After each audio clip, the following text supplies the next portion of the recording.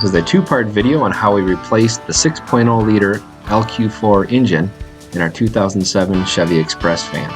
After replacing the oil pressure setting unit, the O-ring on the pickup tube, and putting a high volume oil pump in, we continue to have low oil pressure. What we'll do now is take you step by step on what we did to solve this problem.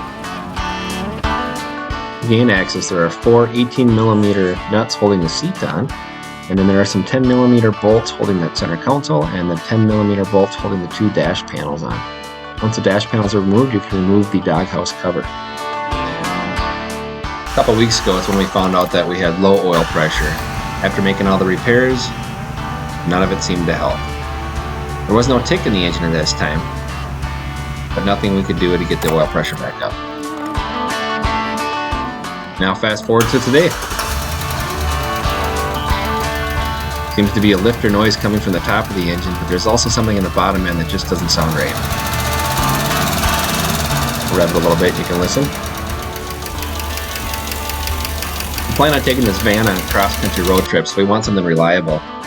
We went with a remanufactured crate motor with 0 miles and a warranty.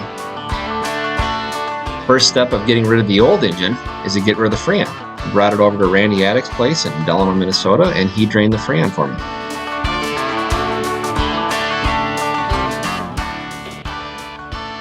After propping the hood, I removed the air intake system. To do this, there is an 8mm band clamp on the throttle body, and then there are two 10mm bolts holding the front of the air filter system to the van. The whole thing can be removed after disconnecting the mass airflow sensor. There was a rubber grommet left on there that I grabbed, put it back so I wouldn't lose it. I try to keep everything organized in my shop. I went from left to right around pretty much the entire shop full of parts. Putting the bolts back as I went so I won't lose them. The next thing I removed is the coolant reservoir tank. This is removed by a clamp on the neck of the radiator and then one 10mm bolt that attaches to the radiator support.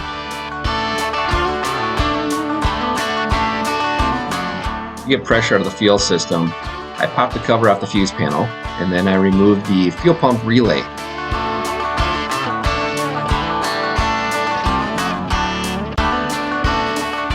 Then jumped back in the van and started it a couple times. Get most of the pressure out of the fuel system.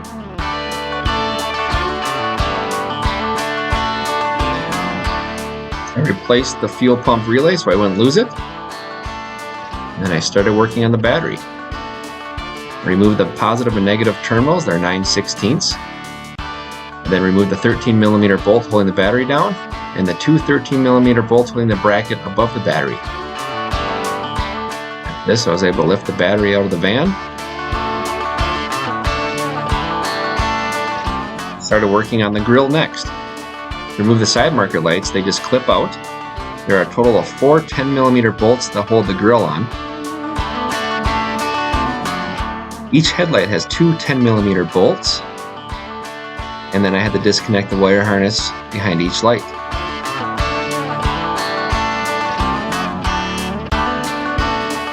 With the engine somewhat warm, I crawled underneath and drained the oil.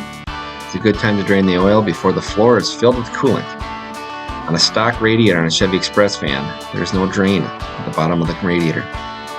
I was able to save some of the coolant by pumping it into a container. I saved about 1 gallon. After I replaced the engine, it took about 4 gallons to fill it back up. Next thing I did is remove the upper radiator hose. There are some 8mm clamps on the water pump and the top of the radiator. There are 6 10mm bolts that attach the upper fan shroud to the lower fan shroud. Plus there are two 10mm bolts at the top that have to be removed. Then you can work the fan shroud out, moving the wires out of the way. To remove the fan, I used a C-clamp and pinched the belt on a pulley, and then I used a pipe wrench to loosen up the fan. Put the mold towels on the floor and then put a drain pan underneath there as well. I removed the lower radiator hose and coolant went everywhere. There are a total of 6 13mm bolts that hold the water pump assembly to the block.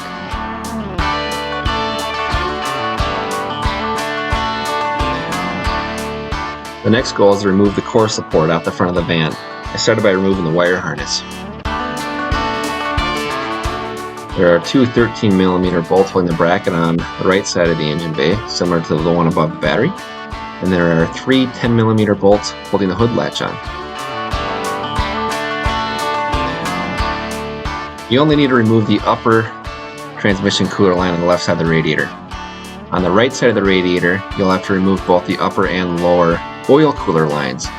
If you don't have the proper tool to do the quick connects, you can always use a pick to get in there and help remove them. There are four 15mm bolts on the right side and the left side holding the core support on. I also had an aftermarket wire harness for some fog lights that I was working out here and getting them removed. On the secondary transmission cooler, you'll need to remove the right line and the clip that holds it in. Also, this is when you remove the air conditioner condenser lines on both the left and the right side. After this is done, the whole thing can be lifted and carried away.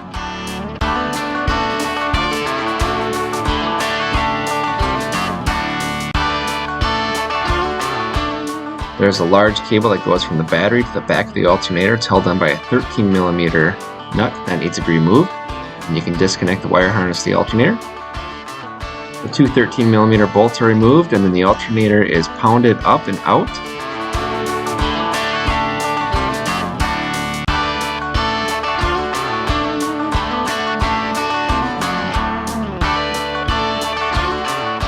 Next, the power steering pump bracket can be removed. There are four 15mm bolts in the front and one 15mm bolt behind the power steering pump that needs to be removed.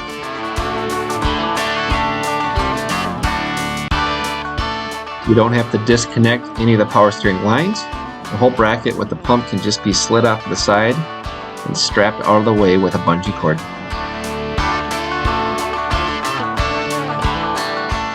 Next, we remove the air conditioning compressor along with the bracket that holds it on. We started by removing the belt. There's a hidden 15mm bolt underneath and back. There are a total of four bolts that hold the compressor onto the bracket. Removing the one 13mm nut on the evaporator, I was able to keep the hoses connected to the compressor, and I removed the entire unit from the bracket. There are two wire harnesses on the compressor, one on the left side and one right behind it. The AC bracket is held on by three 15mm bolts of different sizes.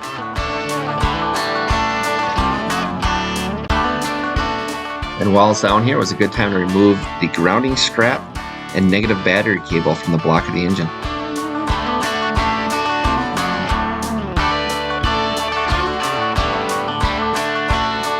Now moving to the top of the engine, I started by removing the 10mm nut holding the front of the wire harness down.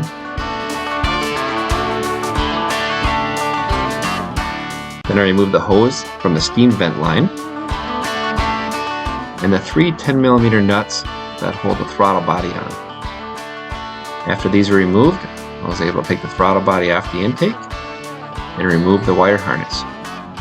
The wire harness has a gray slide that needs to go back, and then the rest of the clip can be pinched and removed.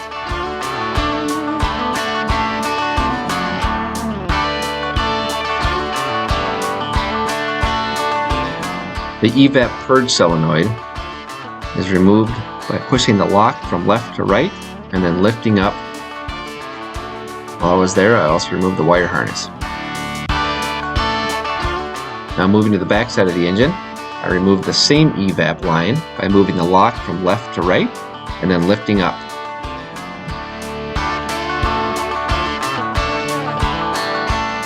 The fuel line can be removed by placing a towel underneath it, lifting up on the lock, removing it, and sliding it out of the way, and then using a GM Quick Connect tool, place it into the fuel line,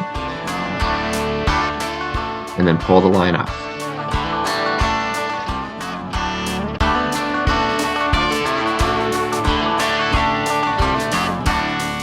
The PCV hose can just be lifted away, and then remove the 10mm nut on the back side of the wire harness. While I was up here, I also disconnected the wire harness that goes to the map sensor.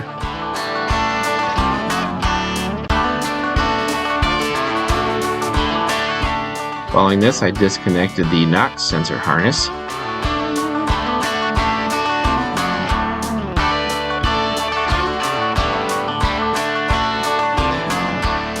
Wire cutters were reused to remove the zip ties that held on the wire harness for the aftermarket block heater.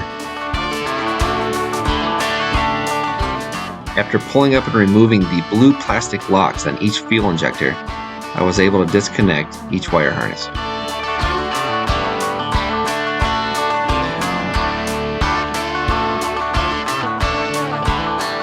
I removed the oil pressure and camshaft sensor wire harness. There is also a grounding wire in this area that needs to be removed, and there is another grounding wire in this area. There is also a 13mm bolt that needs to be removed to get the bracket. There's a 15mm nut that holds the transmission dipstick tube. Then the tube can be lifted and separated. On the front of the tube, there's a 10mm nut that needs to be removed, and then the entire transmission dipstick tube can be pulled out of the way to make room to get to the intake. There are 10 8mm bolts that hold the intake manifold on, and there is a trick to removing these bolts. I'll show you on the clean version of it. If you lift up on the bolt and then actually pull in the head of the bolt versus the sleeve, it'll give more room where you can tip it off to the side, and as you tip it, they slide right out.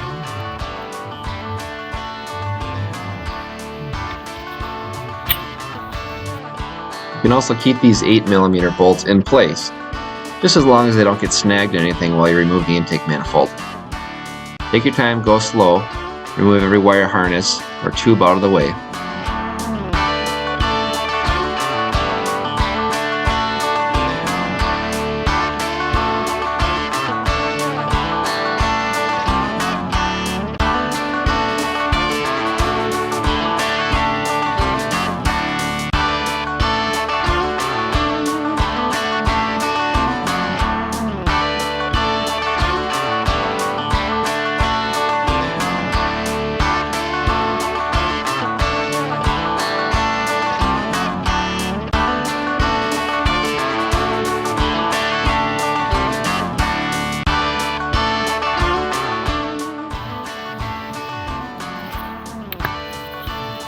To remove the coil packs from the left and right side of the engine, start by disconnecting the spark plug wires. There is also a large white wire harness connector on each side. Next, you're going to want to remove the 10mm bolts that hold the bracket on, and then you can carefully remove the bracket from the valve covers.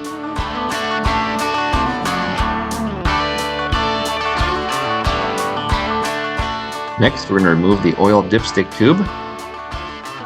This is held on by a 10mm nut, and then you can disconnect it from the lower half.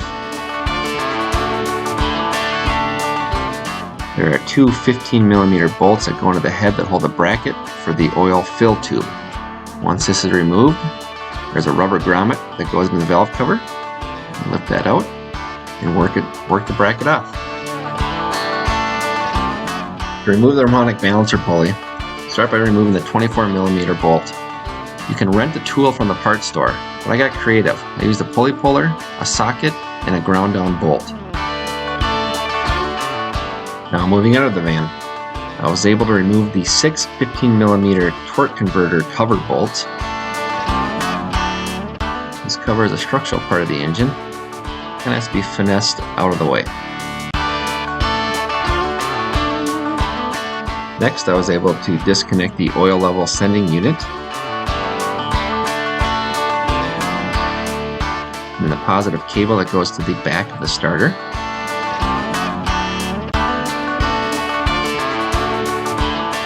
And then there are two 13mm bolts that hold the starter to the engine block. After I moved that, I was able to drop it down and get to the back where the solenoid wire areas.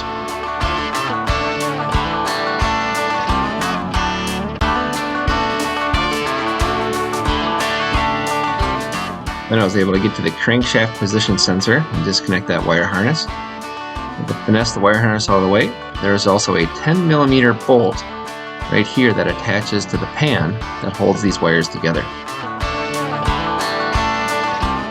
The 6 15mm torque converter bolts are accessed by turning the flywheel by hand holding the flywheel steady and then loosening them up.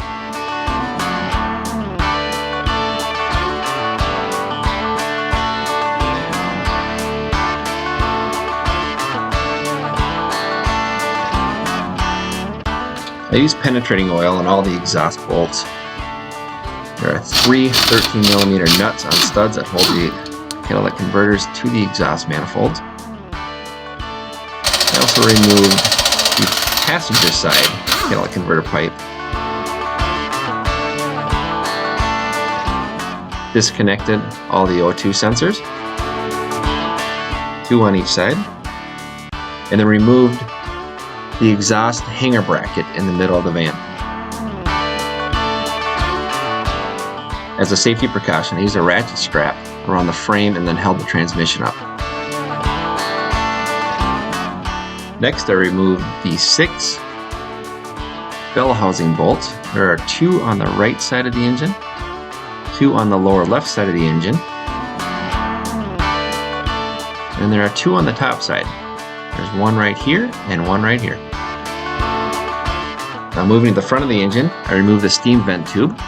To gain access to the knock sensors, you have to open up these plugs, squeeze the wire harness clamp together. You can see here, if you squeeze them, it'll lift up. Then I used a 7/8 inch socket to remove the knock sensors from each port. There are 10 10mm bolts that hold the valley cover down, and then the valley cover can be pried off its gasket and removed. There are 2 motor mounts. Here's the one on the left side, and here's the one on the right side. Each mount is held on by 3 15mm bolts. There's not much room in these vans, so in order to lift the engine out, I built an LS engine lift plate. Cut some steel, I traced the gasket of the valley cover and welded on some angle iron.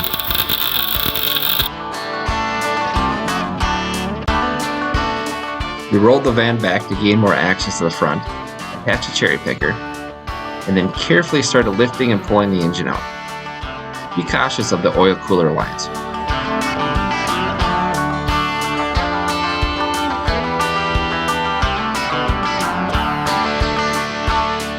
A little bit of cleanup was needed from the excess fluid coming out of the block. And then we rolled the van back into the garage.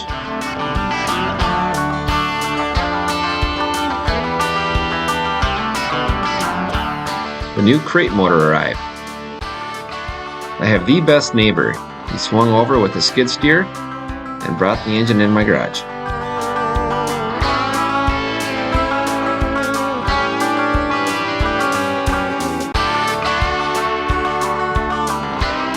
The new motor literally comes in a crate that will be used to ship the old motor back as soon as we're done.